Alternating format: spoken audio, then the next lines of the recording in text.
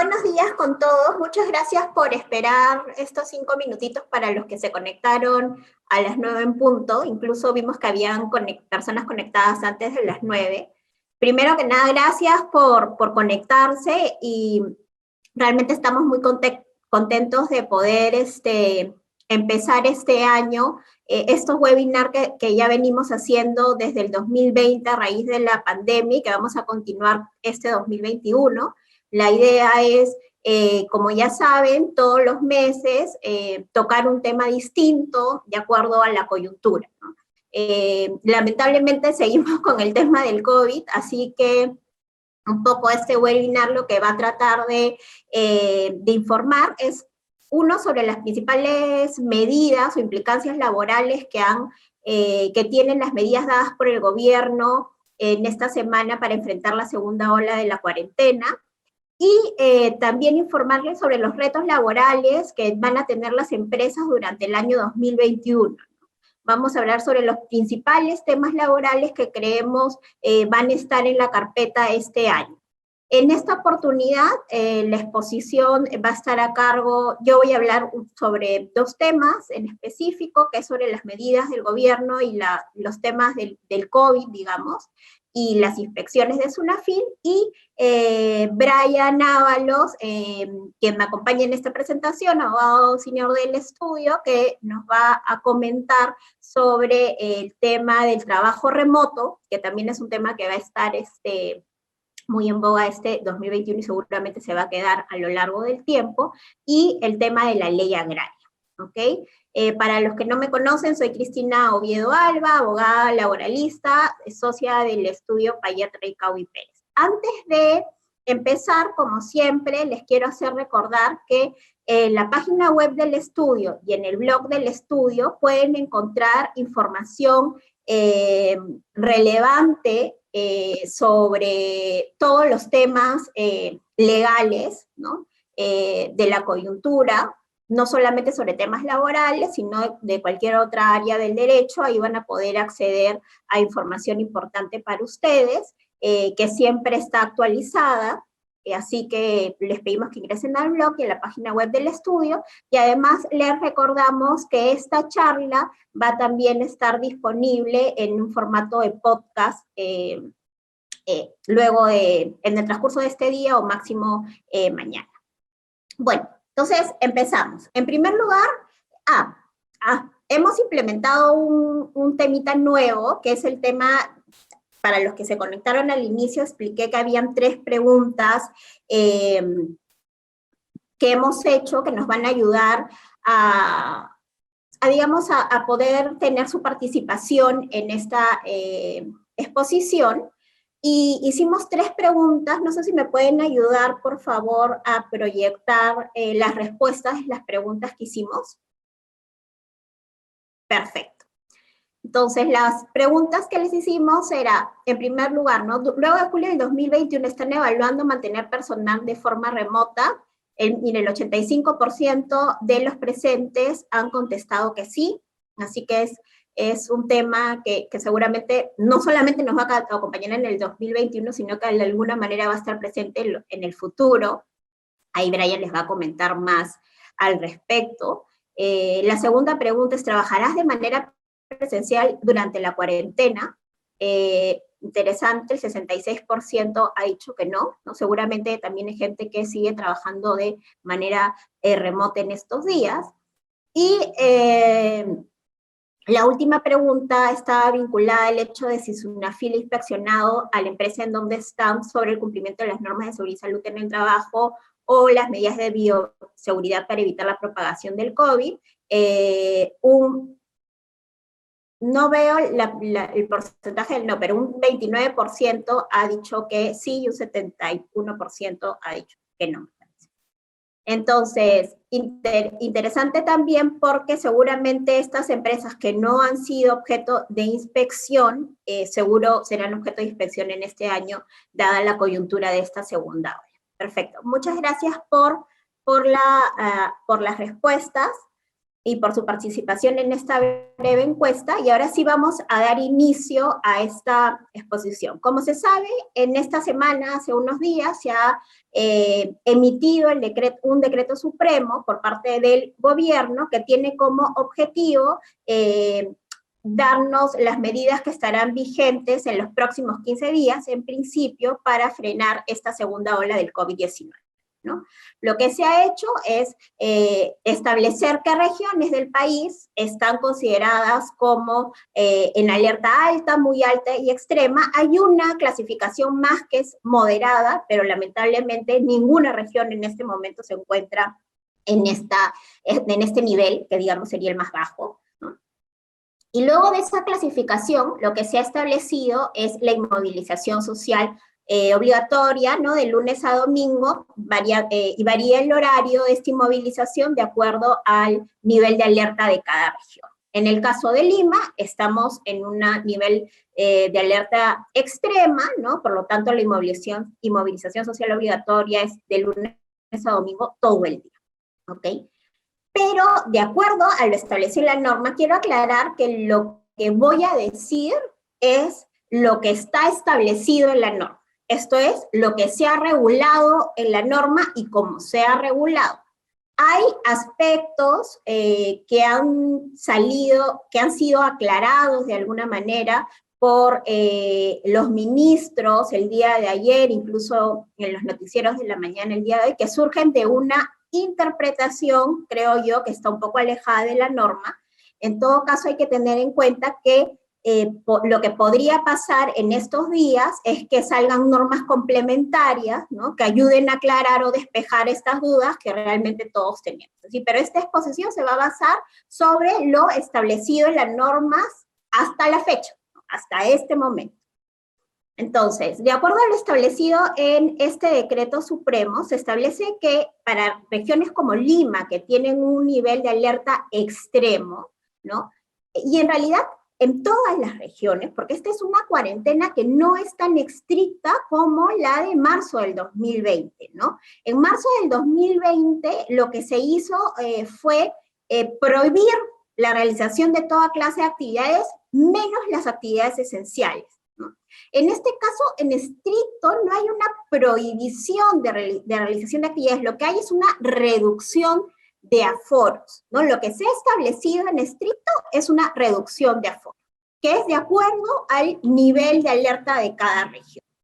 Ahora, es cierto también que en algunos casos esta reducción de aforo es del 0%, igual al 0%, ¿no? Lo que implica que estos establecimientos que tienen un nivel de aforo 0% no van a poder abrir sus puertas al público, pero si sus actividades se lo permiten, van a poder realizarlas por delivery. Entonces, no estamos ante una cuarentena tan estricta donde se prohibió la realización de actividades, sino que estamos ante una reducción de aforo, ¿ok? Lo que quiere decir que van a haber actividades de la fase 1, fase 2, inclusive de la fase 3, que van a poder, y de la 4 también, que van a poder seguir realizándose de manera restrictiva, de acuerdo al aforo reducido, o vía delivery, ¿ok? Entonces hay que tener en cuenta que estamos ante un escenario distinto al de marzo del 2020, es una cuarentena menos estricta. Eso en primer lugar, para, digamos, tener una diferencia y saber cómo es que estamos parados en este momento. ¿Cuáles son las implicancias laborales de estas restricciones o los aspectos que hay que tener en cuenta desde el punto de vista de una relación laboral? Como les dije, en primer lugar, no estamos ante una prohibición estricta de actividades, sino una reducción de aforos que va a implicar en algunos casos que algunos establecimientos no abran sus puertas directamente al público, pero podrán hacer sus actividades vía delivery en caso así lo permita. No. En el caso de los establecimientos comerciales, se ha establecido específicamente que cuando se permite, ¿no? En aquellas regiones donde está permitida esta actividad, deben de cerrar 2 horas antes del inicio de la inmovilización social obligatoria, ¿no? Con excepción del nivel de alerta extremo, donde deben cerrar máximo a las 6 de la tarde, por ejemplo, los supermercados. ¿no? En todos los casos, se ha establecido también que en los casos tanto en las entidades públicas como en las entidades privadas, los ambientes deben de estar debidamente ventilados, con puertas y ventanas abiertas, cuando ello sea posible. Ojo que esta es una medida que es un reforzamiento en realidad a una medida que ya estaba en los lineamientos de vigilancia, prevención y control del COVID que todas las empresas deben de tener para poder reiniciar actividades. Eso ya estaba, es un reforzamiento al tema. En cuanto al trabajo remoto, que ya Brian les va a hablar de largo y tendido sobre ese tema, se ha establecido que se debe priorizar el trabajo remoto, eso ya estaba también señalado, y contar con un horario escalonado justamente para evitar la aglomeración tanto al ingreso como a la salida del personal. En cuanto al ingreso de los extranjeros, hay que tener en consideración que no se va a permitir el ingreso al Perú de extranjeros no residentes, ¿no? Que provengan de Europa, Sudáfrica y se ha agregado Brasil. Entonces, esta restricción no incluye a los extranjeros que son residentes en el país, que serían aquellos, por ejemplo, que cuentan con un carnet extranjero. En cuanto al uso de los vehículos particulares, ¿no? Se ha establecido que hasta el 14 de febrero del 2021 no se va a poder utilizar el vehículo particular, pero como se ha estado comentando, sí se va a poder usar estos vehículos para temas laborales. La norma habla de un pase vehicular que se va a poder tramitar a través de la página web. Se busca pase vehicular y ahí se puede tramitar este pase, ¿no? Adicionalmente, hay que tener en consideración que de acuerdo a lo comunicado, lo que viene siendo comunicado por los diferentes ministros, se va a tener que sacar un pase laboral. O sea, aquellas personas que van a continuar laborando de manera presencial, ¿no? Para poder hacerlo, al parecer van a tener que sacar un pase laboral. Digo al parecer porque el decreto supremo no habla de pase laboral, parece ser que va a ser una norma, a través de la página web también del gobierno, y este pase tendría una duración semanal. Si ustedes entran ahorita a la página del gobierno, ponen en Google pase laboral, les va a redireccionar a la página del gobierno sobre el pase laboral, y ahorita ustedes pueden sacar un pase laboral. ¿Por qué? Porque, por ejemplo, aquellas personas que laboran, ¿no? Luego del toque de queda, para poder hacerlo, tienen que sacar ese pase laboral actualmente, ¿no? La diferencia es que a partir del 31, la inmovilización social obligatoria va a ser todo el día. Entonces, aquellos que que tienen que trasladarse para trabajar, van a tener, a cualquier hora, ¿no? Van a tener que sacar este pase laboral. Estemos atentos porque seguramente en estos días se va a regular el tema del pase laboral, y no solamente acuérdense que tenemos que estar atentos a las normas que publique el gobierno en el Diario El Peruano, sino también a los comunicados, ¿no? Creo yo que a partir de la pandemia se ha hecho como una mala costumbre que el gobierno no solamente regula, ¿no? A través de normas publicadas en el Diario El Peruano, que es lo que debería ser, sino que también a través de comunicados, oficios, ¿no? Que son colgados en la página web, muchas veces se regulan obligaciones adicionales que finalmente son exigidas, ¿no? A los ciudadanos. Entonces, estemos atentos a las noticias.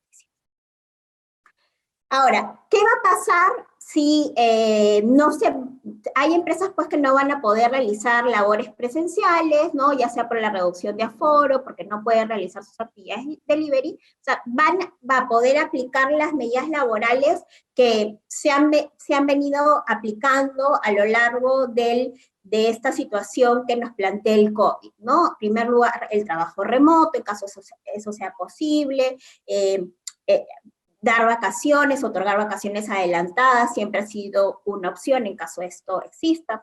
Básicamente esto podrá ser realizado para personas que recién de repente han entrado a la empresa, porque las personas que ya tienen un largo tiempo en la empresa probablemente ya se adelantaron todas las vacaciones que tenían hasta el momento. Está vigente la suspensión perfecta de labores, ojo que ahí hay que cumplir con los ratios establecidos en la norma, si es que vamos a aplicar la suspensión perfecta de labores, esta que salió a raíz del COVID, ¿no? Está siempre abierta la posibilidad de acordar con los trabajadores la reducción de la jornada y la remuneración, siempre tiene que haber acuerdo escrito, ¿no? Y en cuanto a los contratos de trabajo a plazo fijo, si están bien celebrados, se puede desvincular al personal por la fecha, por vencimiento del plazo, ¿no? Y acordémonos que los contratos o los trabajadores a tiempo parcial, que son los que elaboran en promedio menos de 4 horas diarias, para una empresa no tiene protección contra el despido arbitrario, así que en principio podrían ser desvinculados en cualquier momento, ¿no? Pero en teoría siguen abiertas todo este abanico de posibilidades. Habrá que estudiar cada caso concreto para ver cuál es el recomendable, ¿no? Y siempre teniendo en cuenta que en principio esta cuarentena duraría 15 días. Ahora ya dejando de lado las normas del gobierno, les voy a hablar un poquito sobre las normas que hay que tener en cuenta con relación al COVID, porque esta segunda ola, ¿no? Lo que nos tiene que poner o sea, lo que pone en la mesa es la obligación del empleador de fortalecer estas medidas de prevención del COVID-19 en el lugar de trabajo, que ya están vigentes desde el año pasado, ¿no? Pero es siempre bueno darle un repaso. Primero, hay que tener en cuenta que tenemos que tener un plan de vigilancia, prevención y control del COVID, ¿no? Para poder desarrollar las actividades de manera presencial. Y este plan tiene que estar actualizado, ¿no? Recordemos que la última versión de los lineamientos es la establecida a través de la Resolución Ministerial 972-2020 MINSA. Entonces, ojo, hay que verificar si nuestro plan está actualizado, ¿no? Estos son los lineamientos generales, pero acordémonos también que cada sector tiene lineamientos específicos que se han ido también actualizando a lo largo del tiempo. Entonces, es bueno darle una mirada a nuestro plan, ver si está actualizado, y si no está actualizado, actualizarlo y que lo apruebe el Comité de Seguridad y Salud en el Trabajo de nuevo, o el supervisor, y de nuevo presentarlo ante el MINSA, porque acuérdense que también que este plan tiene que estar registrado ante el MINSA, y el plan registrado es finalmente el que va a ser fiscalizado, porque todos los planes son objeto de fiscalización por parte de SUNAFIL. Este plan involucra, ¿no?, lineamientos que no solamente aplican a los trabajadores, o sea, a quienes laboran de manera subordinada para la empresa, sino a todos los que prestan servicio en el centro de trabajo, incluso a visitantes. Entonces hay que echarle un ojo y revisar este plan, ¿no? Este plan también involucra o implica identificar los puestos con riesgo muy alto, medio y bajo. Hay que chequear esta identificación o esta determinación del nivel de riesgo. Acuérdense que para determinar este nivel de riesgo tiene que participar el Comité de Seguridad y Salud en el Trabajo, ¿no? Estemos alertas también, o miremos, ¿no?, revisemos nuestro plan, porque en este plan hay medidas que se deben implementar en caso nosotros identifiquemos a un trabajador como un caso sospechoso de COVID, ¿no? O incluso en caso sepamos que un trabajador ha tenido contacto directo con una persona que ha sido diagnosticada de COVID. Entonces, no solamente basta con tener el plan, sino que hay que implementar las medidas cuando aparezca un caso sospechoso, un caso confirmado, un caso que ha tenido contacto directo con alguna persona, ¿no? Acordémonos siempre de la distancia física, ¿no?, por lo menos de 1,5 metros, y en caso de que existan comedores en la empresa o habitaciones, ¿no?, la distancia entre camas tiene que ser entre 2 metros, en el comedor también. Cuando hemos tenido un caso sospechoso, probable o diagnosticado de COVID, o que ha tenido un contacto directo de COVID, con una persona que ha sido diagnosticada de COVID, no hay que olvidarnos que el profesional de la salud debe de realizar una evaluación clínica de esta persona luego de finalizada la cuarentena de 14 días para poder saber si ya finaliza la cuarentena y se establece la fecha probable de alta y por lo tanto de reincorporación del trabajador. No nos olvidemos de todas estas obligaciones que deben de estar en el plan, pero que hay que cumplirlas. No basta con tenerlas escritas, sino también hay que cumplirlas porque en caso de incumplimiento el empleador podría ser responsable. ¿No? Y en temas de seguridad y salud en el trabajo, no solamente estamos hablando de una responsabilidad administrativa, o sea, aplicación de multas por parte de SUNAFIL, sino también podríamos estar hablando incluso de una responsabilidad penal o de una demanda de daños y perjuicios también en contra del empleado, ¿no? Acuérdense de estas normas también que fueron introducidas en la última versión de los lineamientos respecto a los trabajadores gestantes. No se puede postergar el uso del descanso pre- y postnatal. Respecto a los trabajadores gestantes también y que dan lactancia materna, se debe de priorizar el trabajo remoto, igual que en el caso de los trabajadores con factores de riesgo, la obligación de tomar la temperatura diaria, ¿no? De no permitir el ingreso al centro de trabajo de aquellos trabajadores que tengan síntomas o una temperatura mayor a 37.5, deben de retornar a su domicilio o ir al centro médico correspondiente.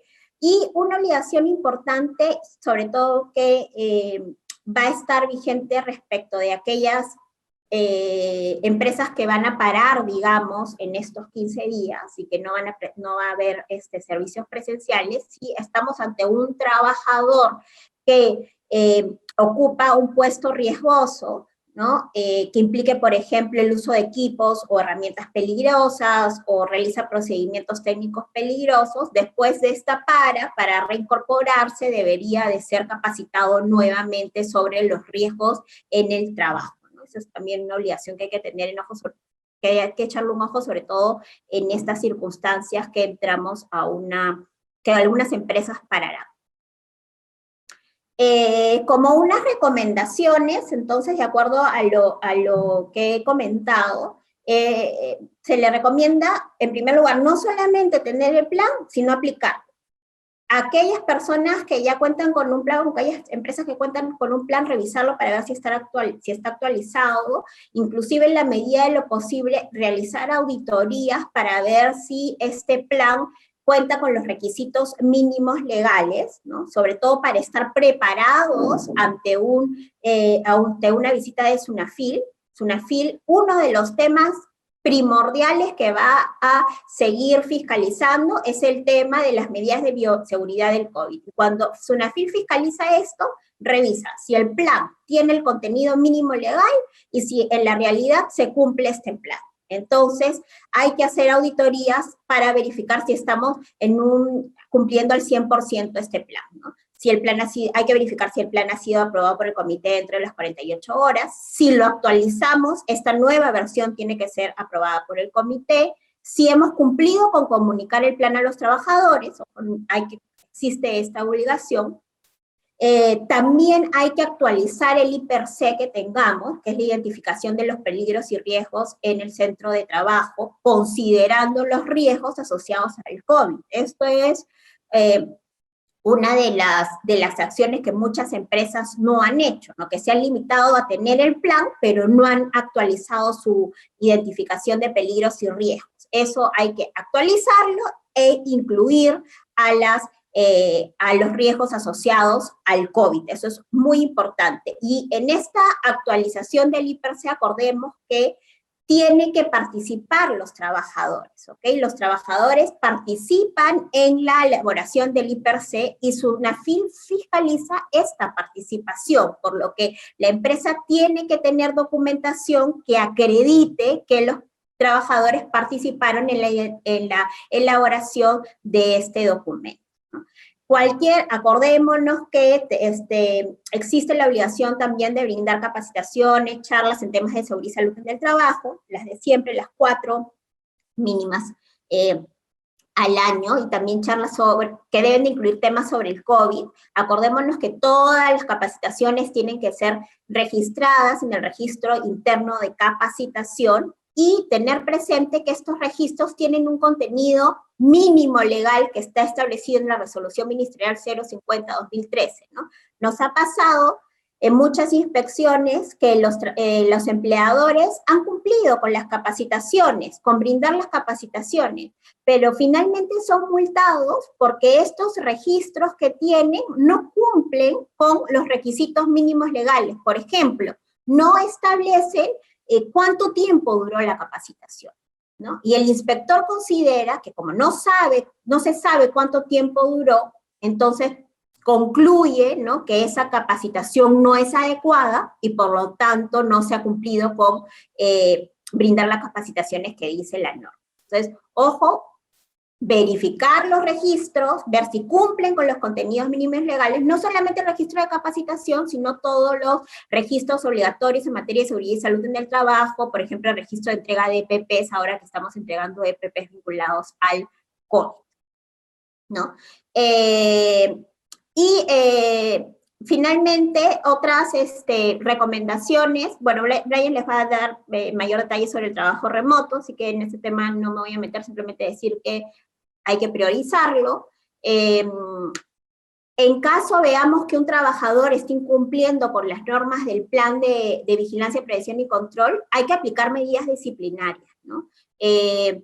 En la medida de lo posible, revisar nuestro reglamento interno de trabajo para ver nuestras medidas disciplinarias ahí establecidas, actualizarlas con el tema de incumplimiento de este plan, comunicar al trabajador cualquier actualización que hagamos de nuestros documentos internos, sea reglamento interno de trabajo, plan de vigilancia, prevención y control del COVID, o cualquier otro documento que actualicemos dentro de nuestra empresa.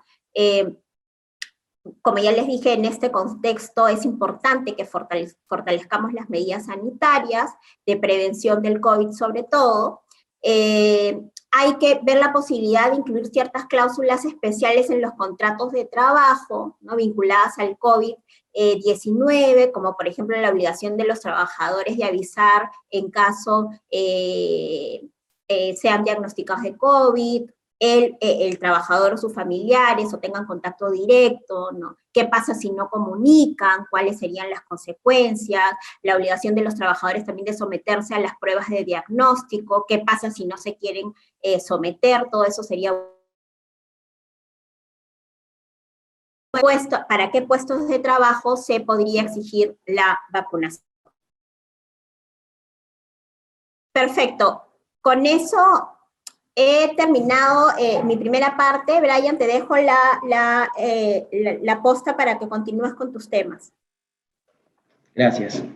Bueno, ante todo, muy buenos días con todos ustedes. Bueno, yo voy a tratar el tema de trabajo remoto. Ya es un tema que hemos venido trabajando, ¿no? Que hemos venido, incluso hicimos un webinar en el mes de noviembre que tratamos este tema. ¿Y por qué es importante tratarlo ahora, no? Justamente ha coincidido esta reunión con la segunda ola, obviamente, y también con las medidas del gobierno, ¿no? Entonces, yo creo que es importantísimo tomar en cuenta el trabajo remoto porque va a ser una herramienta que las empresas pueden utilizar justamente a raíz de la segunda ola, ¿no? Segunda ola que medidas que están disponibles desde el 31 de enero hasta el 14 de febrero, pero como todos ya sabemos, en 15 puede ser que esto dure un poco más, ¿no? Entonces, el trabajo remoto es importantísimo. Incluso en las encuestas que hicimos al inicio de la exposición de Cristina, por ejemplo, un porcentaje importante, obviamente no mayoritario, pero es importante, señaló que iba a continuar con el trabajo remoto, no solamente ahora en la cuarentena, sino también incluso luego de julio de 2021. Es más, incluso muchas consultas al interior del área, por ejemplo, han sido en relación a qué va a pasar a partir de agosto de 2021, ¿no? Porque recuerden que el trabajo remoto tiene, tal y como está estructurado, está disponible hasta el 31 de julio. Entonces, ahí queda un par de dudas respecto a qué es lo que va a pasar, ¿no?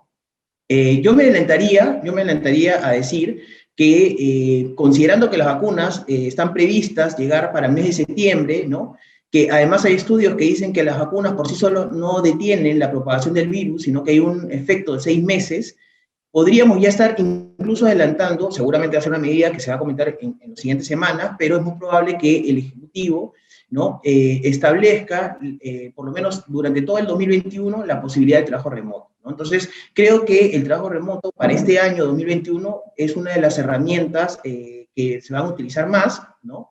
Y es por eso que queremos tocarla en esta exposición. Ahora, punto simplemente para ir al grano y para irles contando un poco nuestras recomendaciones respecto a cada una de ellas, ¿no? Hay obligaciones, ¿no? El empleador tiene que capacitar al trabajador para que pueda tener acceso al trabajo remoto. Y no solamente al trabajo remoto en tanto a los sistemas, al uso de los sistemas, sino también a sus obligaciones, ¿no? Algunas de ellas seguramente, de los trabajadores que pueden ir al trabajo remoto, han cambiado o van a cambiar. Lo digo ¿por qué? Porque hemos visto casos donde el empleador ha querido sancionar a un trabajador y el trabajador, la excusa que ha planteado o en los descargos que ha señalado es que no lo han capacitado y que ciertas obligaciones no las sabía, ¿no? Entonces, tengamos mucho cuidado, sobre todo si queremos regular o supervisar al trabajador, de capacitarlo respecto a sus funciones específicas, no solamente al uso de los sistemas, sino también a sus funciones y obligaciones, y si es que hay alguna que ha cambiado o ha variado, hay que capacitarlo un poco más, digamos, ¿no? Eso es lo primero. Lo segundo, y la obligación principal, que creo que muchas empresas a veces no lo hacen, es que el trabajo remoto debemos comunicarle al trabajador, ¿no? Podemos hacerlo de forma física, puede ser por correo electrónico, incluso en medidas extremas donde no se pueda ambas opciones, podemos hacerlo incluso hasta por WhatsApp, siempre y cuando acreditemos la constancia de recepción de la comunicación y que el trabajador tenga conocimiento de que a partir de un momento determinado va a utilizar el trabajo remoto. ¿Qué se comunica? Básicamente se establece que el nivel de supervisión, quién va a ser su jefe, ante quién va a reportar, ¿no? Los canales de comunicación básicamente relacionados al desperfecto de algunos de sus sistemas, ¿no? O también a algún tipo de situación respecto a posibles daños o riesgos que puedan suceder, temas de seguridad y salud en el trabajo. Esto es súper importante, vital, porque ya hemos visto, por ejemplo, en un caso en el Ministerio de Vivienda, una persona que murió de COVID, ¿no?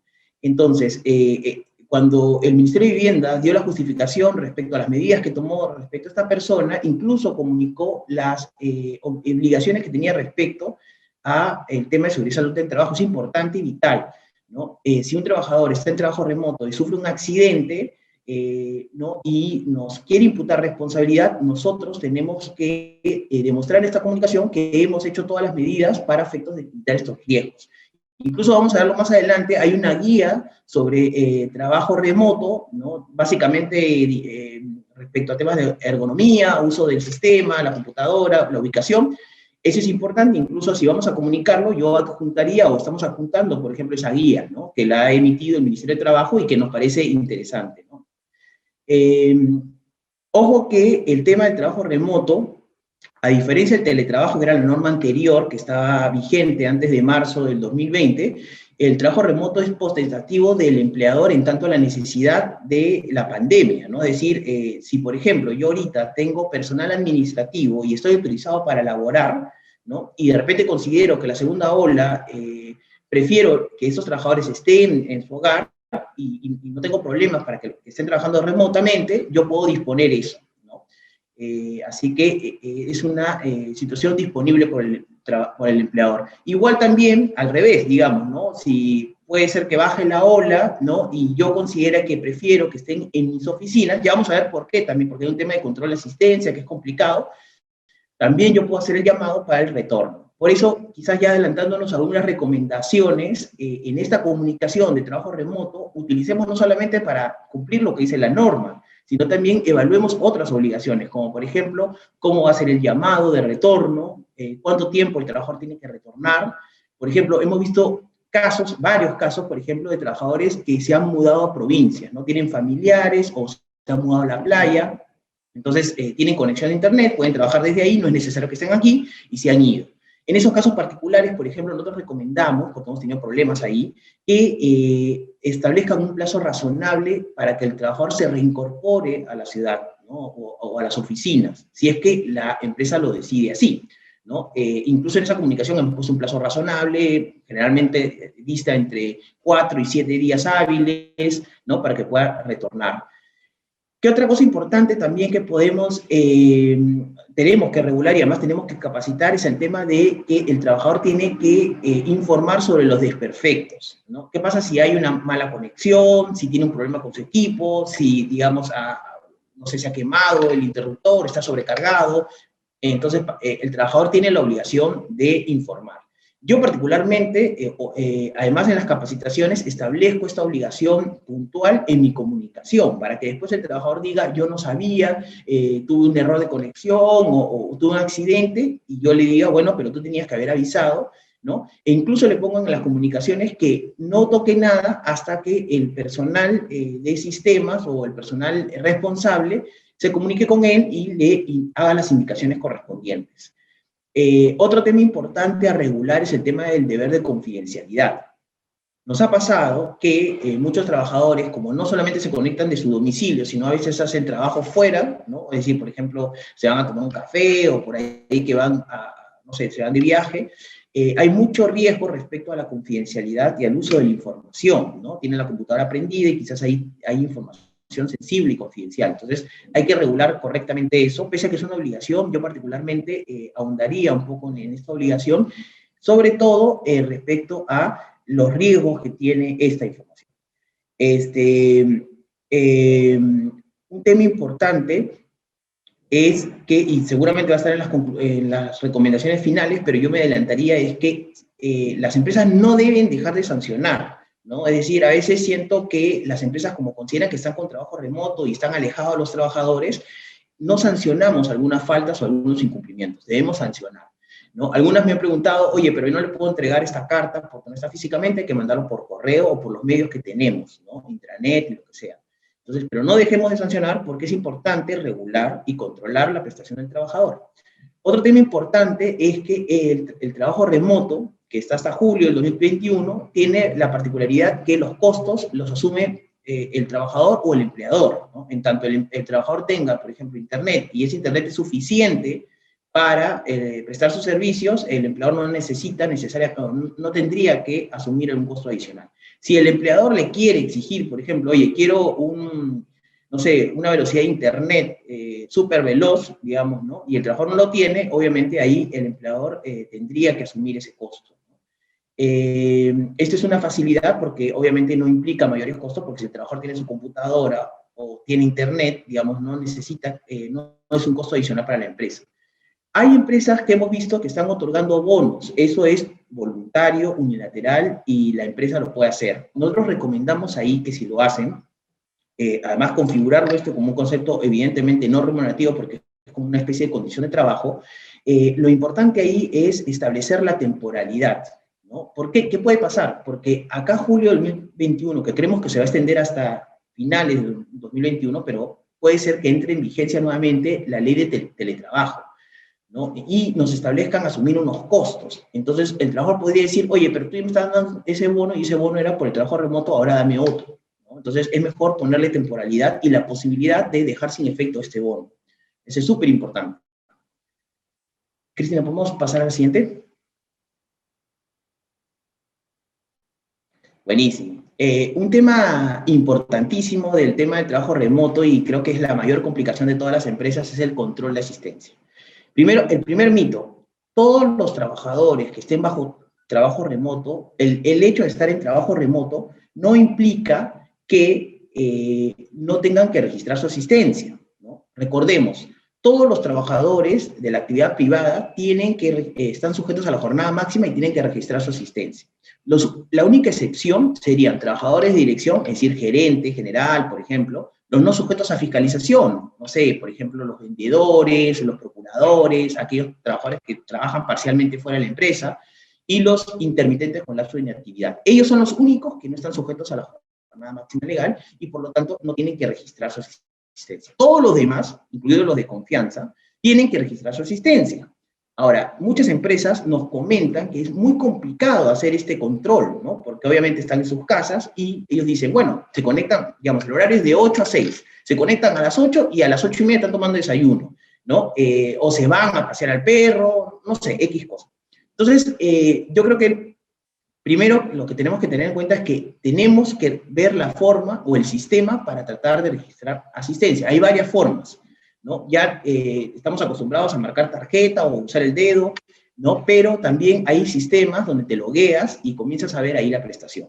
Lo segundo, también hay empresas que no tienen estos sistemas y la forma es que la persona que cuando se conecte manda un correo a a su superior y también cuando termine su jornada mande un correo a su superior diciendo que ha terminado.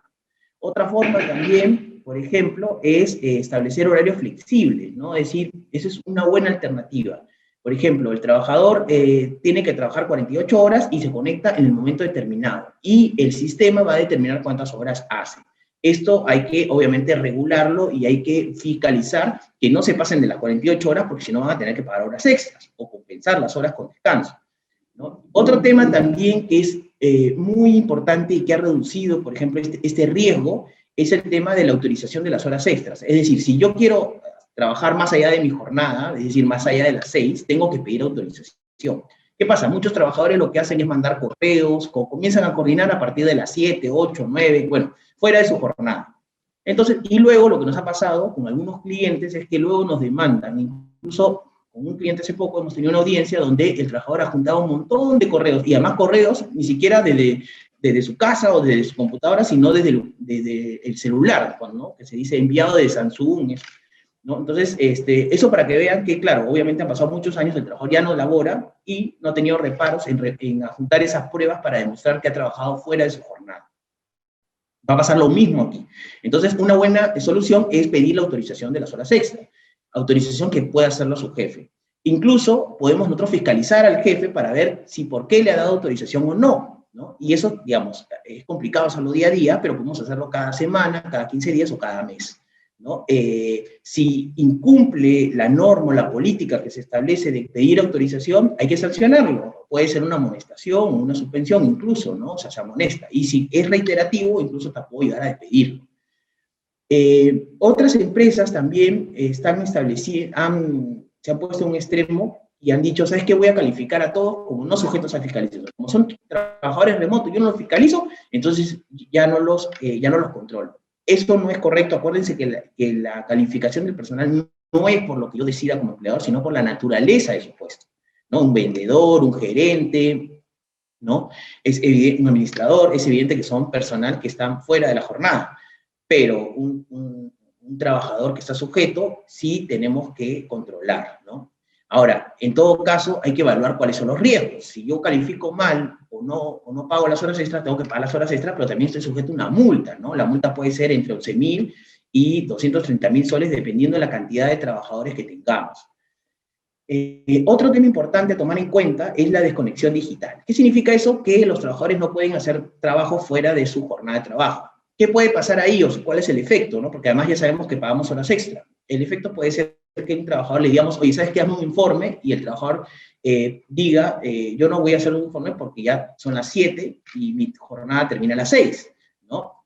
O, por ejemplo, yo lo quiera sancionar por un incumplimiento y él diga que me está sancionando por querer hacer un trabajo fuera de mi jornada, ¿no?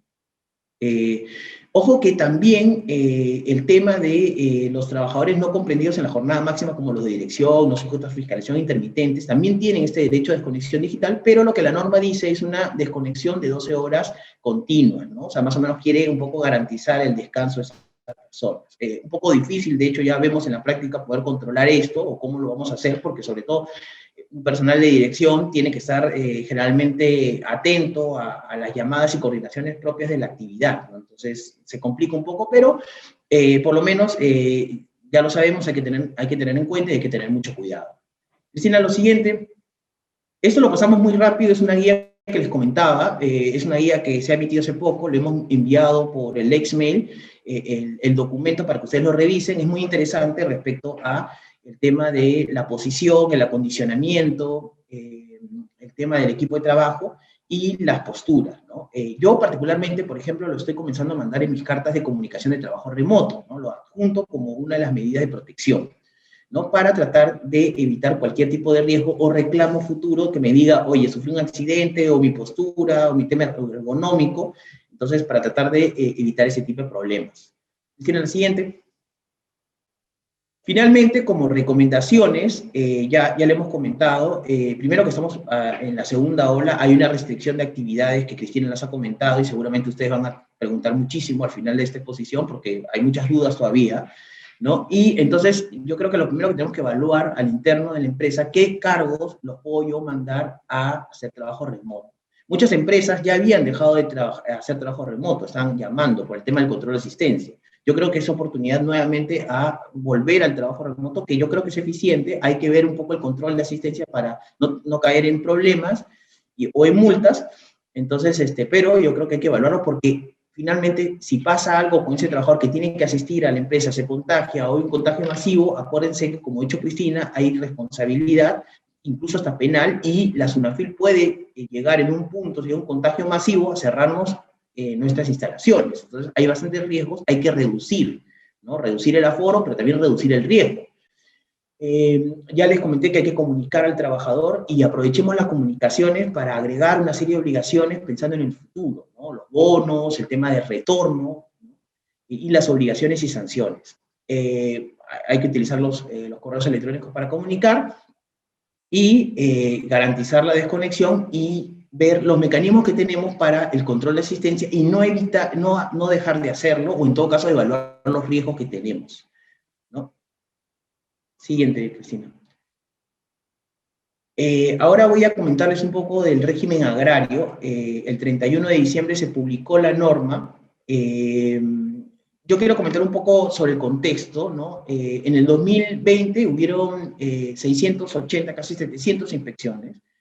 El 7 de diciembre, a raíz de las marchas que cerraron varias carreteras, principalmente en Ica y en Trujillo, se enviaron 50 inspectores, pero antes de eso, un dato, en el 2014 había un inspector y 5 inspectores auxiliares, no para Paracas, para Pisco, Chincha, sino para toda la región, ¿no? Incluso fue subiendo y creo que llegaron a 10 inspectores, pero 10 inspectores para una región, ¿no? Además con tanta informalidad, obviamente se nota que no era lo adecuado, ¿no? Ahora ya subieron a 50, igual consideramos que no es adecuado, pero por lo menos ya comienzan, y además incluso hemos visto noticias, ¿no? Todos hemos visto, por ejemplo, en el norte, que en un día encontraron a 1.500 personas no formalizadas, que eran informales y que los han tenido que formalizar. Entonces, para redondear este primer punto de introducción, es que se ha creado una norma, el 31, de hecho mucho más costosa, ¿no? Pero esta norma solamente involucra al menos del 10% del total del personal. En la PEA, por ejemplo, del 100%, que son casi 4 millones de trabajadores vinculados al agro, solamente 200.000 trabajadores son formales. Y en la costa, el 24% es formal. Pero les cuento, en la selva y en la sierra, solamente es menos del 2% formal. O sea, el 98% son informales. Claro, ustedes se preguntan por qué hubieron huelgas en la costa y no hay ningún tipo de huelgas en la sierra y selva, porque ninguno es formal. ¿No? Pasemos a la siguiente diapositiva. Ya, ok. Voy a comentar un poco la norma para que vean lo que se ha cambiado y lo que se ha alegado, pero que no se ha cambiado. A ver, el tema de contratación temporal siempre se rigió por la 728, la Ley de Productividad y Competitividad Laboral, ¿no? Pero ahora se hace una precisión de que pueden haber contratos temporales, contratos intermitentes temporales y indefinidos. Yo creo que eso ya estaba regulado, simplemente se ha precisado. En contratación indirecta se habla de que, bueno, antes en la anterior ley, que fue entre el 2000 y 2019, y la del 2020, que estuvo vigente, se podía la contratación de tercerización e intermediación, y ahora también se puede, ojo, lo que no se puede es, obviamente, el envío de mano de obra, pero eso nunca se pudo, así que eso ya estaba regulado, simplemente se ha reiterado. Y en el caso de intermediación se habla que solamente se puede suplencia y ocasionalidad. Eso va de acuerdo un poco con el sentido de que cada vez se ha ido restringiendo la intermediación laboral cada vez más, ¿no? Tanto en el Poder Judicial como en la SUNAFIL. En negociación colectiva, yo creo que hay un importante cambio, no me voy a explayar mucho, pero lo que se dice en la norma es que se da pie a la posibilidad de poder llegar a una negociación por rama. Ojo que en Argentina y Brasil, que ya sabemos que son países muy regulados, tienen este tipo de negociaciones, ¿no? En cambio, los países del Pacífico, como Perú, Chile, Colombia, no tienen negociación por empresa, ¿no? Vamos a ver qué sucede. Obviamente no va a ser inmediato, porque tiene que haber un arbitraje para definir si va a ser por ramo o seguir por empresa, ¿no? Pero seguramente en los próximos años es muy probable que suceda lo mismo que como sucede en construcción civil, ¿no? En los portuarios, ¿no? No es una mala negociación, no es un mal sentido, pero la negociación es totalmente distinta y las empresas ya se vuelven una negociación supletoria de lo que se regule en esa negociación por ramo. Siguiente, por favor. El tema de vacaciones es el mismo de la anterior norma del año 2020, son 30 días, ya había subido. Salud ha subido, ¿no? El 6% era la anterior norma y subió ahora a una escala progresiva, ¿no? Actualmente estamos en 7%, 2023 va a ser 8% y 2025 va a ser 9% como el régimen general. En la asignación familiar es lo mismo, la única diferencia es que la norma aclara un punto importante, de que puede ser diario. No sé si a algunos les ha pasado que había una gran discusión de que la asignación familiar se otorgaba por el tema familiar y no por lo que trabajabas, ¿no? Ahora para el sector agrario, que es por naturaleza un régimen que es temporal, es decir, por días, ahora se permite pagar el porcentaje diario de asignación familiar, ¿no? Divides 93 entre 30 y ahí sacas el monto. Y ahora vamos a ver disgregado para que vean cómo se disgrega el monto total. Las utilidades, se ha hecho una precisión que de 2021 al 23 va a ser 5%, en el 24 al 26 7.5% y del 27 va a ser el 10%. 7.5% es el único número en toda la norma de utilidades que es así que es curioso ese dato, pero bueno. La siguiente. Bueno, horas extras es exactamente lo mismo, trabajo nocturno también es lo mismo, o sea, se pone en la norma, ¿no? Como si fuera una novedad, pero es totalmente lo mismo, es exactamente lo mismo como siempre se ha aplicado. Y ahora la diferencia va a ser más en la remuneración diaria, que se agrega, es la misma en realidad, porque también siempre se ha incluido la grati con la CETE, que es la CTS, perdón, la gratificación 16.66% y la CTS 9.72%. Siempre es igual como ha sido la anterior norma y en la inicial del año 2000, la 27.360. Ahora se agrega el beta, que es el 30% de la remuneración mínima vital, ¿no? Ese es lo que se ha agregado. Y la diferencia económica es, en el año 2000 era 16, en el 2020 está hasta 39.19 y ahora está a 48.8 soles aproximadamente, ¿no? Vamos a ver que es un poquito más si es neto, pero aproximadamente ese es, ¿no? Cristina, pues, la siguiente. He hecho un pequeño cuadrito para ver cómo se disgrega este monto diario, no es tan fácil, pero ahí lo podemos ver, ¿no? Por ejemplo, tenemos que la remuneración diaria está en función a el treintavo de la remuneración mínima vital, 930, entre 30 sale 31. Las gratificaciones legales son un 5.1, la CTS es 3.013, ¿no? Ya saben, es 16.66% y la CTS 9.72%. El bono extraordinario que acuérdense que en la gratis tú tenías que pagar a salud el 9% y ahora se lo devuelves al trabajador. Aquí en el sector agrario también igual. Tú ya no es el 9, sino es el 7%, le devuelves al trabajador y ese 7% de 5.16 es 0.36. El bono beta, el 30% de la remuneración mínima vital, creo que es 272 o por ahí, entre 30 te da 9.3, la asignación familiar, que es 93 entre 30, te da 3.1, y ahí hay una discusión sobre el descanso semanal obligatorio, lo hemos incluido porque el beta es por 30 días, si tú pagas el beta y sacas los descansos semanales obligatorios, vas a pagar 26 días, entonces yo creo que sí se debería asignar al descanso semanal obligatorio, pero es un tema a discutir, ¿no? Y el descanso semanal obligatorio, el dominical, te da 8.6 soles, ¿no? En total, la remuneración diaria bruta es 60.59 y le descuentas el 12% de la AFP, que es 5.1, y te da aproximadamente una remuneración diaria, ahí me he equivocado, en 55.46 aproximadamente, ¿no? Esa es una remuneración que día a día gana el trabajador neto en su bolsillo, ¿no? Y salud, que es el 7%, el descuento es 2.9 soles. Un poco es un cuadrito, ojo que este PPT y además el webinar está grabado, así que van a poder revisarlo un poco más a detalle, ¿no? Pero sí hemos tratado de que se vea un poco cómo se disgrega este monto y cómo es el cálculo. 4 temas importantes. Ahí el ámbito de aplicación es muy importante. Solamente se aplica a trabajadores vinculados al sector agrícola, ¿no? Están excluidos los administrativos y los de soporte técnico, ¿no? Es decir, los administrativos que trabajan en estas empresas agrícolas no van a recibir el beca. Ya es una discusión aparte si eso es constitucional. Bueno, volvemos a la diferencia entre obreros y empleados, bueno, pero eso lo dice la norma, es el ámbito de aplicación.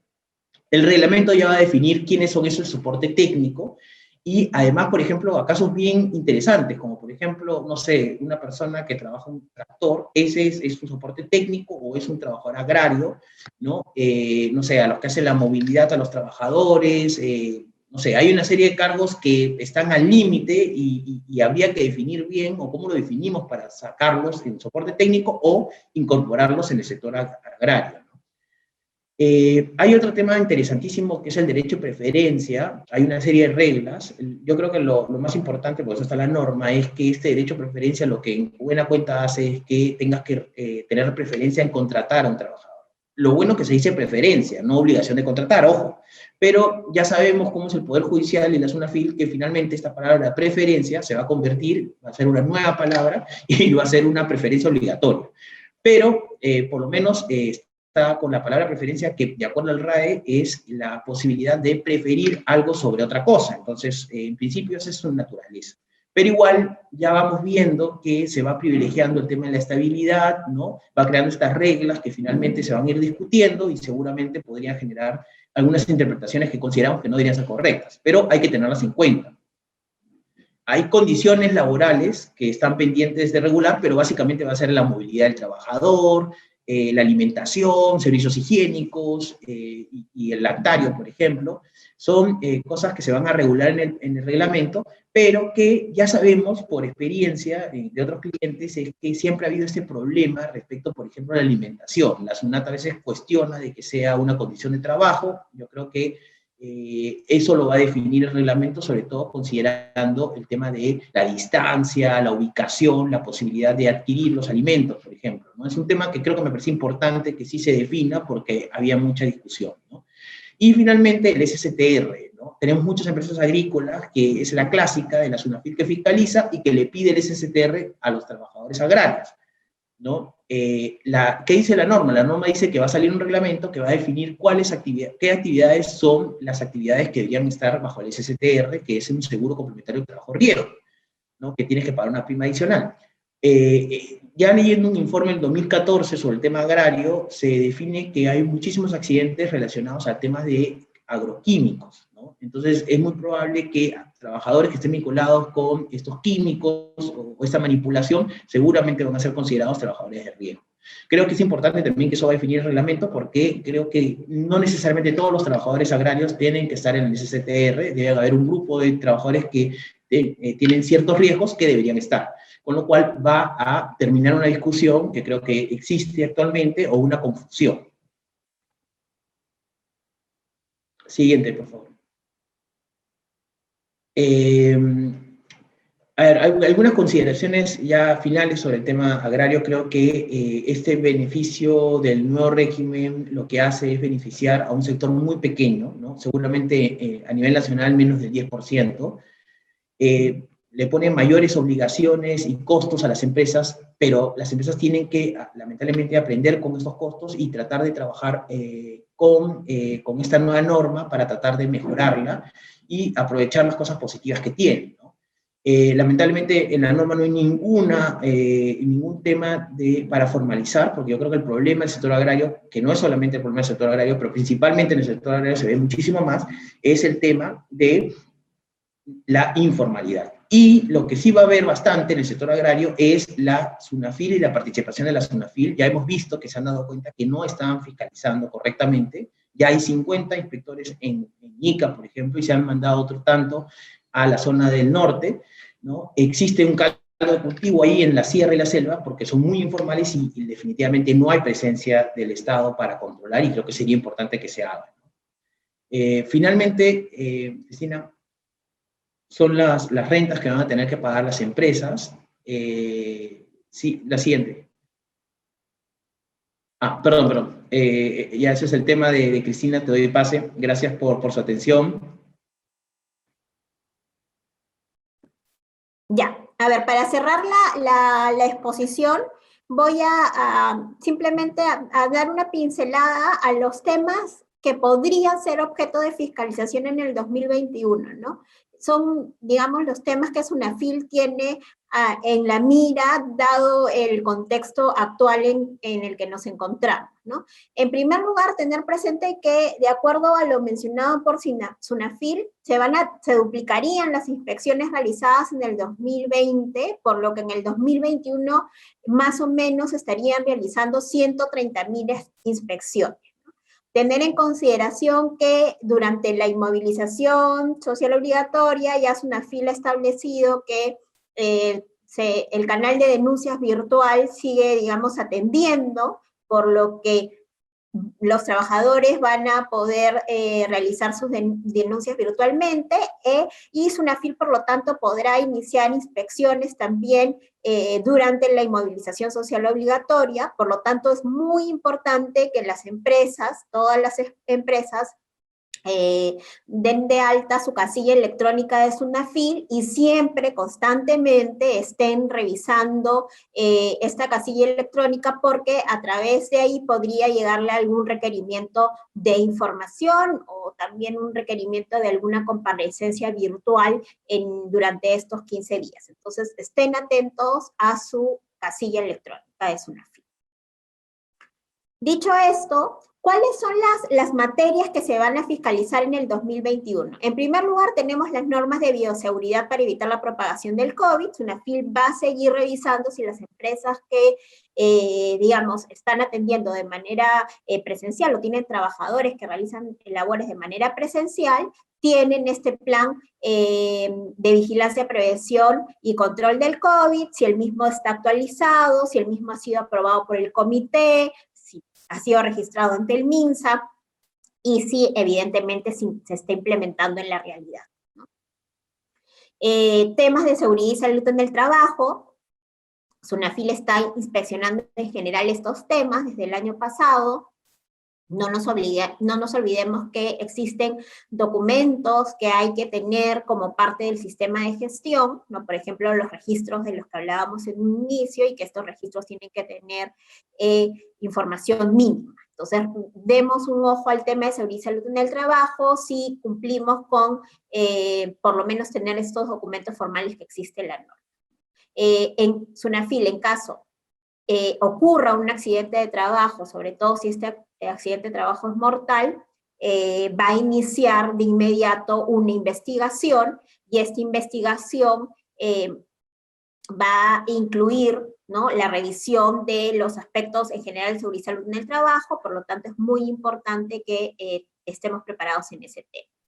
Otro tema que se vendría con fuerza es el tema de la formalización laboral, ¿no? El registro, verificar si los trabajadores, aquellos que laboran de manera subordinada para la empresa, se encuentran registrados en planilla, ¿no? Y esto viene de la mano un poco con este aplicativo que el 25 de enero del 2021 lanzó SUNAFIL, que es un aplicativo que está a disposición de todos los trabajadores y a través del cual podrán verificar, ¿no?, si han sido registrados en la planilla de la empresa. Y si no han sido registrados en la planilla de la empresa, SUNAFIL va a comunicarse con el empleador, seguramente le enviará una carta circular o algún documento parecido a la casilla electrónica para que ponga en orden esta situación, para que incorpore al trabajador en la planilla. Entonces, ojo que el tema de la formalización laboral, de la inclusión de los trabajadores en planilla, va a ser un tema que va a estar supervisando SUNAFIL. Bueno, también contratos de trabajo sujetos a modalidad. Hemos visto que desde inicios de este año SUNAFIL viene capacitando, realizando capacitaciones virtuales en temas de contratos de trabajo sujetos a modalidad. Y esto dada la coyuntura, ¿no? Muchas empresas, dada la coyuntura de incertidumbre que existe actualmente, están haciendo uso de los contratos de trabajo a plazo fijo, ¿no? Y los contratos de trabajo part-time también. O sea, hay que verificar si nuestros contratos están de acuerdo a ley, si realmente existe una causa objetiva que sustente la contratación temporal de personal, ¿no? Si nuestros trabajadores a tiempo parcial realmente laboran menos de 4 horas diarias en promedio durante la semana, ¿cómo acreditamos que efectivamente esto es así, ¿no? En caso llegue una fiscalización, entonces hay que revisar este tema. Constataciones de despido arbitrario también, como siempre, y estas constataciones son efectuadas de manera, ya sabemos, muy rápida de acuerdo a la directiva. Hay 6 días hábiles que tienen los inspectores para realizar estas inspecciones. El tema del régimen laboral agrario seguramente va a ser uno de los temas más fiscalizados, sobre todo en aquellas regiones en donde se ha aumentado el número de inspectores, como nos comentaba Brian, en Mica, ¿no? Entonces este será, seguramente las empresas agrarias que están en esa región serán inspeccionadas durante el año. El tema también de las obligaciones que están establecidas en la Ley de Igualdad Salarial. ¿Y esto por qué? Porque en diciembre del 2020 se enviaron a una serie de empresas unas cartas circulares en las que se les solicitaba a las empresas brindar información sobre las obligaciones contenidas en la Ley de Igualdad Salarial, que básicamente era verificar si contaban con un cuadro de categoría y funciones, ¿no?, que cumpla con los requisitos mínimos legales, una política salarial, y si esta política salarial ha sido debidamente comunicada a los trabajadores, ¿no? Estas 3 obligaciones eran las que se pedía que acrediten las empresas a través de esta carta circular.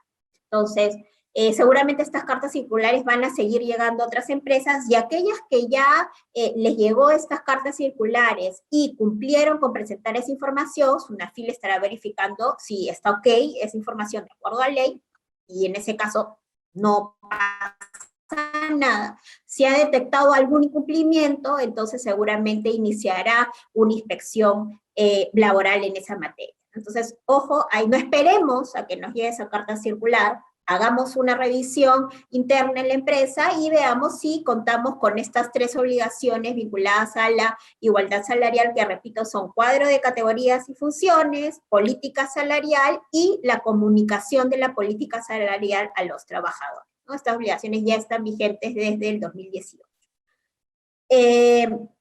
Cuota de empleo para personas con discapacidad.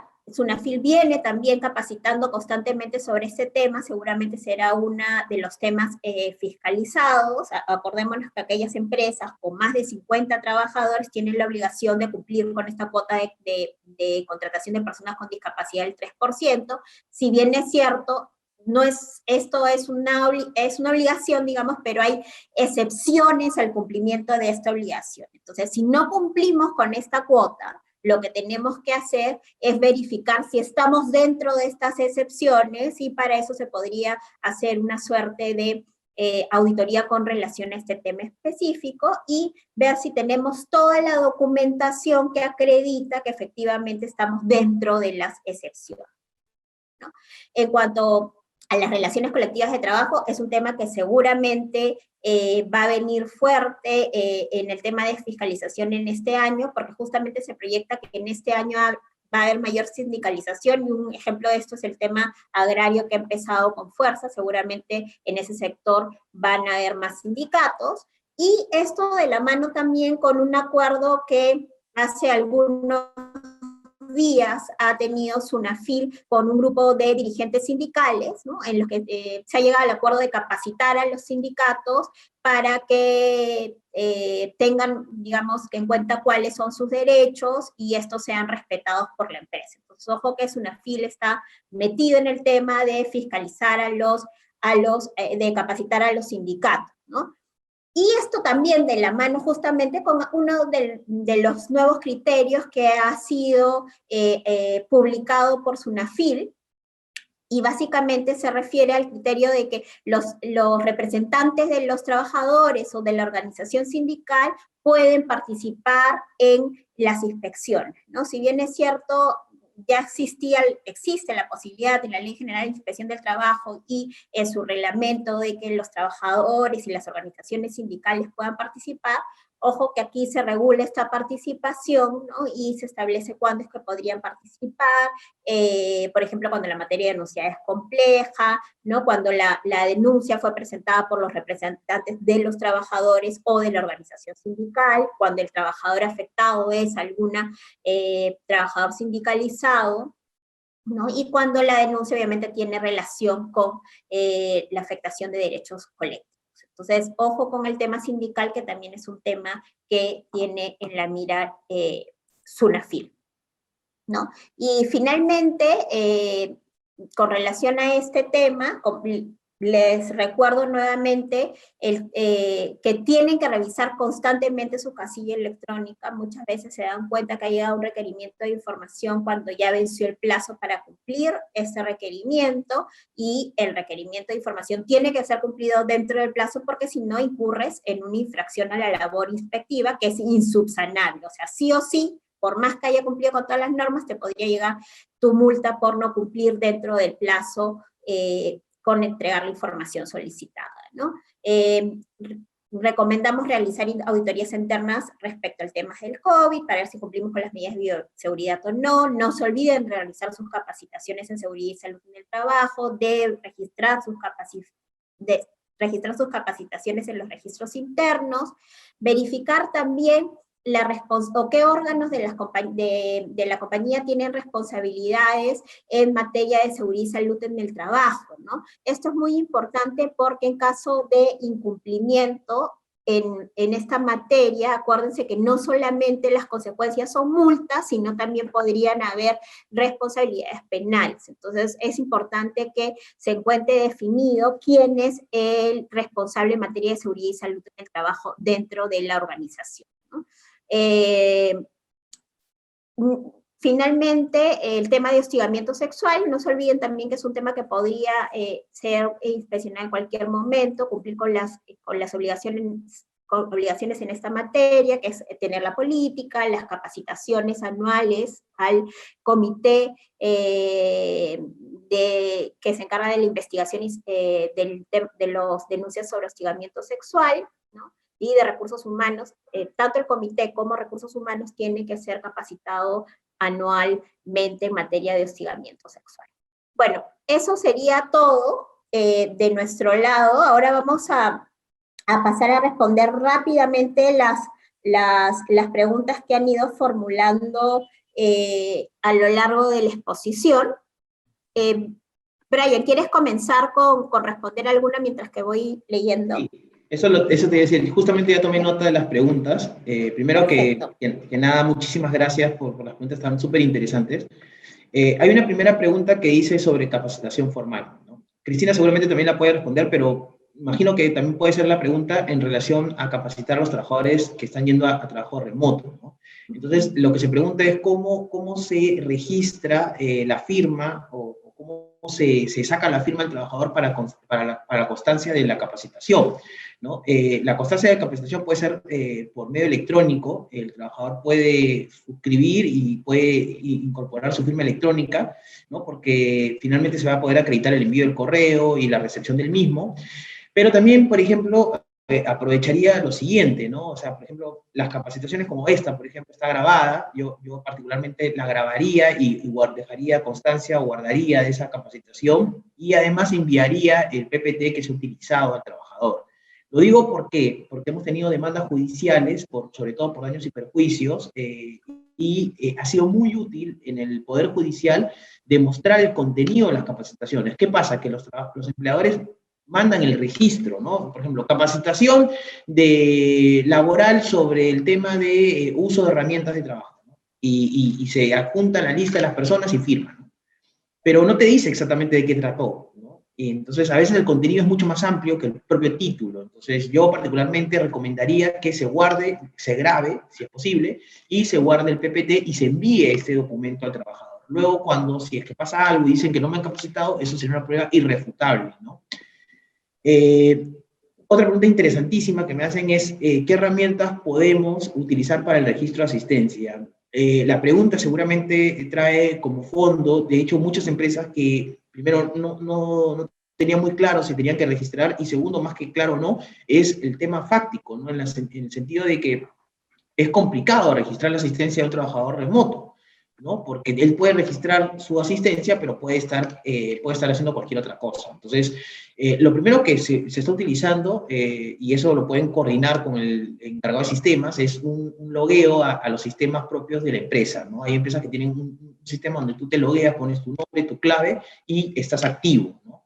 Si tienes ese sistema, por ejemplo, algunas empresas hacen un sistema flexible, donde tú te vas logueando cuando tú puedes. Entonces, por ejemplo, puedo de 9 a 11, entonces te logueas en ese momento y tienes que cumplir tus 48 horas. Otras empresas lo que están haciendo es un sistema flexible, lo que les contaba un poco, ¿no? O sea, por ejemplo, yo tengo hijos, por ejemplo, y en la mañana puedo de 7 a 9 de la mañana conectarme, y a las 9 comienza la clase hasta las 12, y me conecto de 12 a 1, y de ahí de 4 a 6, ¿no? Entonces voy estableciendo un horario flexible y me voy conectando, ¿no?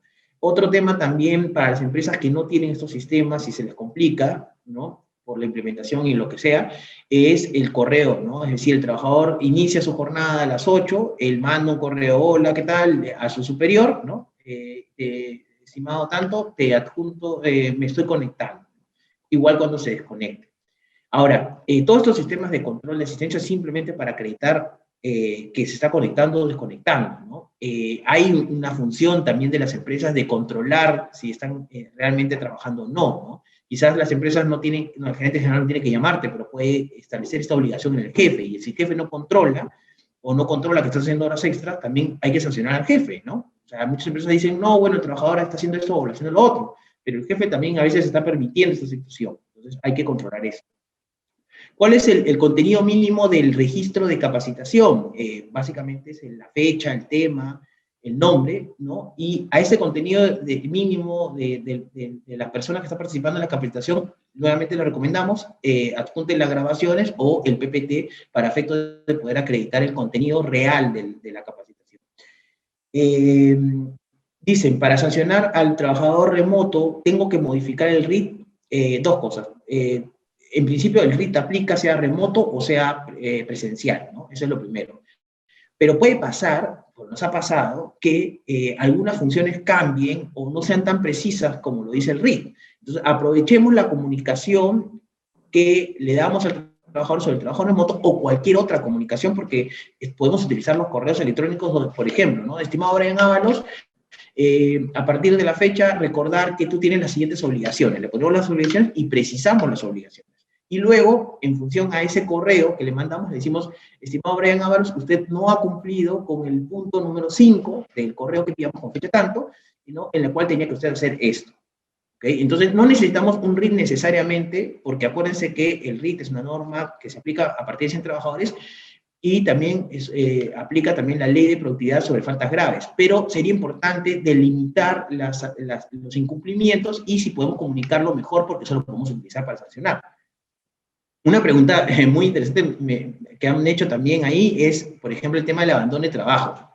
La verdad que me puse a pensar y dije, su abandono de trabajo, sí que raro, ¿no? Pero sí, efectivamente, si una persona se conecta todos los días y yo no me conecto hoy, ¿no? Pasan 3 días consecutivos o 5 no consecutivos y ese es un abandono de trabajo, ¿no? Obviamente, la carta que comuniquemos el trabajo remoto, les hacemos la obligación a los trabajadores que si tienen un problema de conexión, tienen que informar. Y lo pueden hacer por correo, pueden hacer por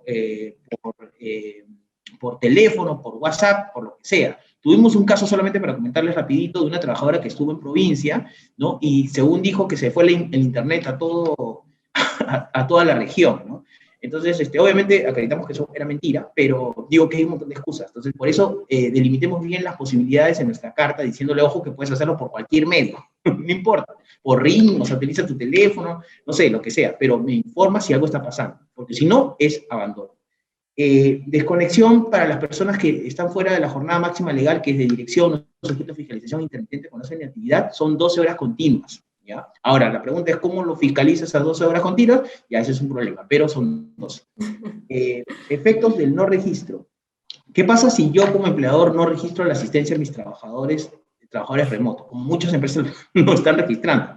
El efecto es lo siguiente, básicamente es una multa, que si yo tengo entre 1 y 10 trabajadores son 11.000 soles aproximadamente, y si tengo más de 1.000 son 230.000 soles, ¿ya? Esa es la multa. Y además el trabajador puede reclamar el reintegro de las horas extra, que es al valor hora 25% y 35% a partir de la tercera, y además el efecto de mis beneficios laborales, porque si yo genero horas extra, también tiene un efecto en el cálculo de mis beneficios laborales. Así que esa es básicamente la contingencia que podría pasar, multa y demandas judiciales. Y finalmente, una pregunta interesantísima sobre el régimen agrario, espero que no se me esté yendo alguna, es, ¿qué dice, qué pasa si yo me puedo cambiar del régimen agrario al régimen común? Esto es lo que pasa cuando una norma promocional se vuelve peor que la del régimen general. Es obvio, es interesantísimo que la norma general, ¿no?, que supuestamente es la peor, o sea, en el sentido que tiene más protección, se vuelve incluso menos costosa que la norma promocional del sector agrario. Incluso por ahí escuché a alguien que decía que esta norma era inconstitucional porque estaba yendo en contra de la norma de la Constitución que señala la promoción del sector agrario, cuando la norma no promociona el sector agrario, sino lo vuelve más costoso. Pero bueno, a ver, yo creo que eso va a tener que precisar el reglamento, pero en principio yo creo que como esta norma es una norma que da más derechos a los trabajadores, va a ser difícil poder regresar al régimen común.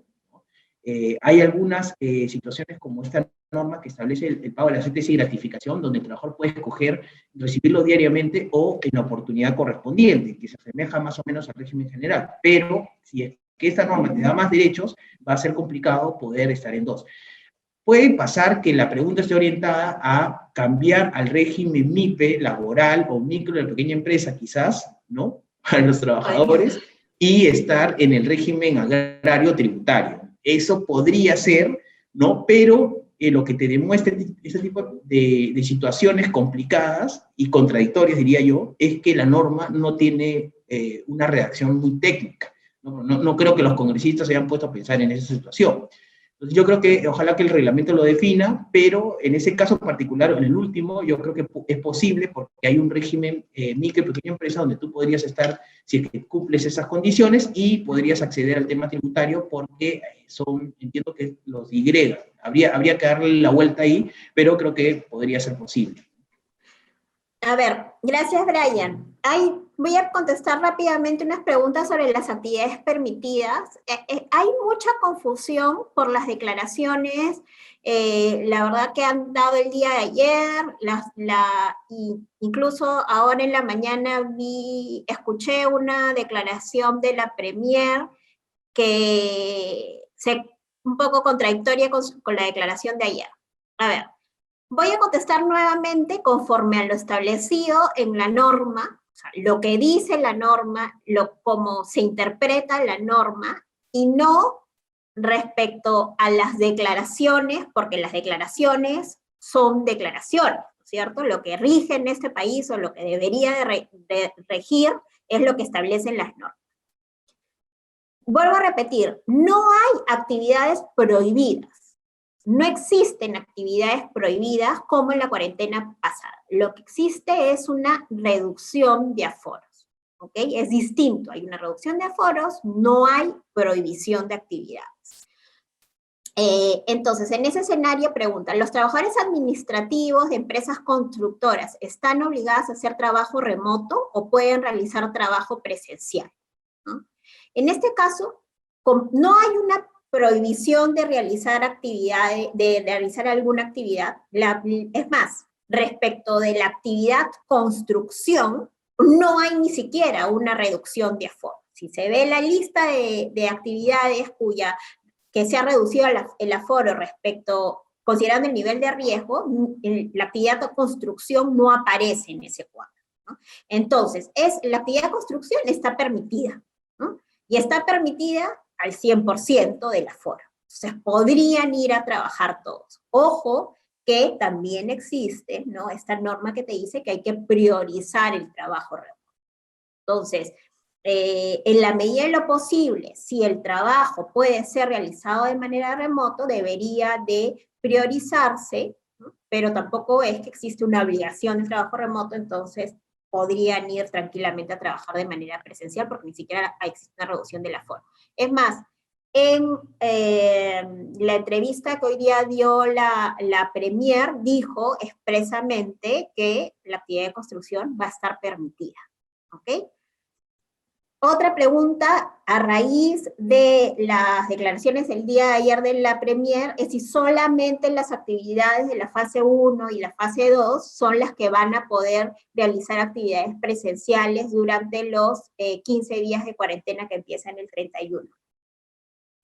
No, hay actividades de la fase 3 que están permitidas, como por ejemplo las actividades de construcción, ¿no? Las actividades de construcción, algunas de las actividades de construcción están incluidas en la fase 3 y se van a poder realizar, ¿no? Esto de acuerdo a lo que dice el decreto, vamos a ver, no sé si en estos días cambien las reglas de juego y publiquen alguna otra norma o comunicado, pero no solamente son las actividades de la fase 1 y la fase 2 las que van a poder seguir realizándose, sino incluso algunas de la fase 3 y la fase 4, teniendo en cuenta las reducciones de aforo establecidas para cada una de las regiones, dependiendo del nivel de alerta, ¿no? El pase laboral, ¿para qué se utiliza? El pase laboral, que se supone se va a tener que tramitar, se utiliza para ir de la casa al trabajo y del trabajo a la casa, ¿no es cierto? Salvo que seas una persona, por ejemplo, un repartidor de alimentos que va a tener que moverse por toda la ciudad, ¿no? Pero siempre en el contexto de sus labores.